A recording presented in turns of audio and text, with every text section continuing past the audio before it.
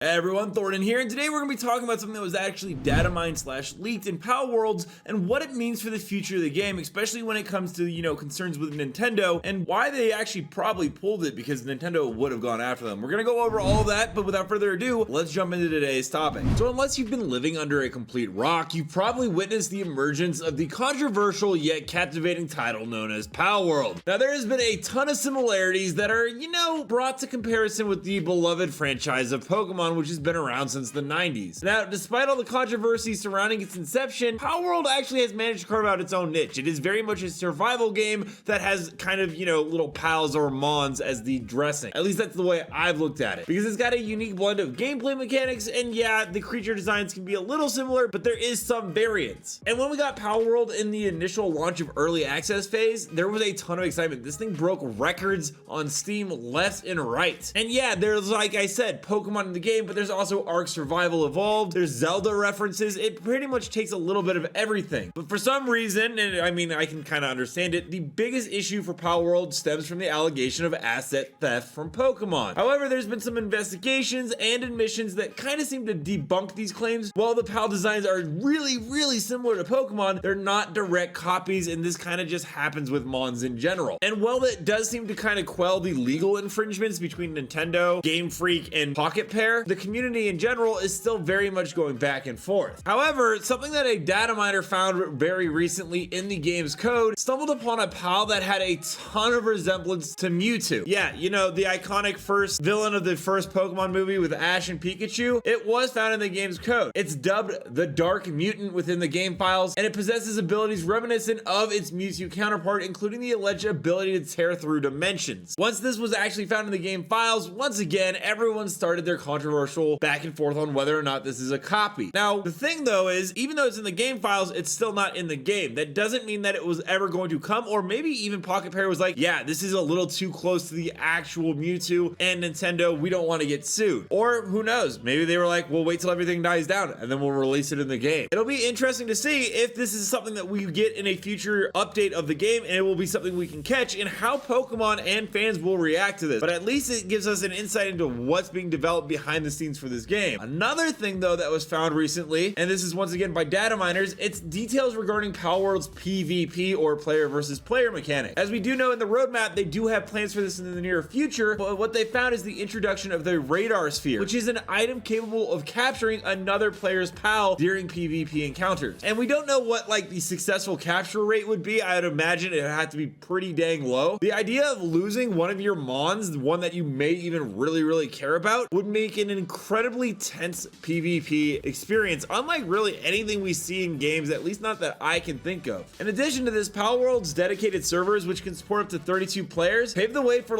super large-scale PvP battles and really cool player-driven narratives that could play out in terms of content creation for the future of this game. You can draw inspiration from titles like Ark, but then go ahead and throw it in with a Pokemon flavor, as we were talking about earlier in this video. With all this going on, the future of Palworld really still remains shrouded in uncertainty, but it seems like Pocket Pair, the developers behind this, really do want to do a lot more with the game, and it's going to be very exciting to see what they continue to add to it. As the saga of Palworld continues to unfold, I, along with many other players, will eagerly await the opportunity to explore its vast world and hopefully get to do some awesome PvP encounters with even maybe the Dark Mutant. Let me know down below, what are your guys' thoughts on this PAL that looks a lot like Mewtwo, and do you think that there will be more similarities that arise between the two games, or do you think that Palworld is completely its own thing and shouldn't be pressured by the Nintendo company? Also, don't forget to check out this video right here on more tips and tricks with Palworld, other video games like the Finals, Apex, Halo. We cover everything, and until next time everyone, thanks for stopping by. I'll see you in the next video.